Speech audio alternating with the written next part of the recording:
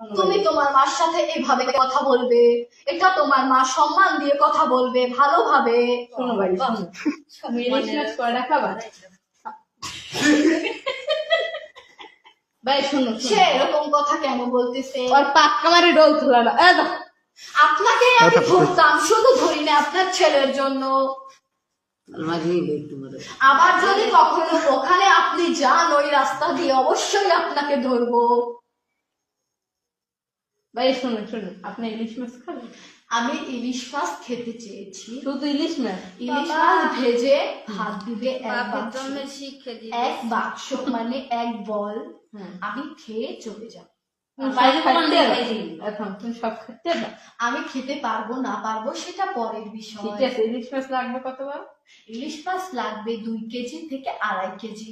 ও মা গো, ও আল্লাহ। আপনার কে হয়? সে যখন আমাদের মাছটা নষ্ট করলো তখন আপনার মনে হয় না যে ও মা গো, সেই মাছটা আমাকে দাও। সেই মাছটা তো পুড়ে কয়লা হয়ে গেছে তার ঘৃণার শোনার পরে। তোমার কয়লা হয়েছে কোন জায়গায়? কয়লা হয়েছে সেটাকে আপনি দেখতে পারবেন। আমি যদি ওর শরীর থেকে এখন বেরিয়ে এখানে থাকি, আপনি কি আমাকে দেখতে পারবেন? বেরোয় যাও তো তুমি। কেন বের হবো? ওর শরীর থেকে এখন যদি আমি বের হয়ে আবার ঢুকি তাহলে ওর কতটা ক্ষতি হবে আপনি জানেন। আমি তো ওর ক্ষতি করতে চাচ্ছি না। একটা মানুষের শরীরে ভর করা কি এতটাই সহজ মনে করছেন? সে একজন রক্ত মাংসের মানুষ। আর আমি যতটুকু জানি সে নাকি কালকে সকালে কোথায় যাবে, কলেজে না কোথায়। আমি তো তাকে ছাড়বো না। সে দুর্বল হয়ে যাবে, হাঁটার ক্ষমতাটুকু তার থাকবে না। তার জন্য ইনজেকশন করবো তাহলে। ইনজেকশন? আমাকে ভয় দেখাচ্ছেন? ইনজেকশন যদি করেন ভয় ব্যথা পাবে কে? ব্যথা পাবে যার শরীরে আমি আছি সে। আমার কিচ্ছু হবে না। ভাইয়া এই যে আপনি ফোনটা কেন আমার দিকে ধরে রাখছেন?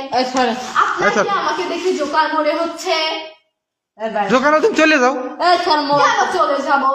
আপনারা মানুষরা খুবই খারাপ, সেই জন্য আমরা মানুষদের থেকে খুবই দূরে। তারপরে আপনারা ঘুরে ফিরে আমাদের কাছে কেন আসবেন? এই যে ভাই শোনো, ভাইয়া আপনার গায়ে তো হাত। তোমরা রাস্তার পাশে কেন থাকো? মানুষ চলাচল করে না ওখান থেকে। আমরা ব্রিজে বসে মাছ খাচ্ছিলাম। ব্রিজ কি তোমাদের জন্য?